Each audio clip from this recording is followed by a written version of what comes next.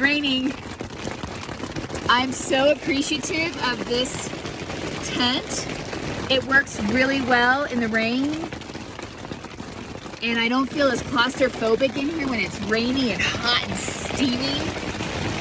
It gives me extra room to put stuff so I can amble about in here. It's raining. It's so windy.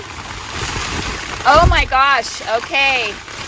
The wind closed the top. All right. Holy crap! Woo! Holy moly! Gosh. Ooh, that was lightning. Thunder. It's right over me.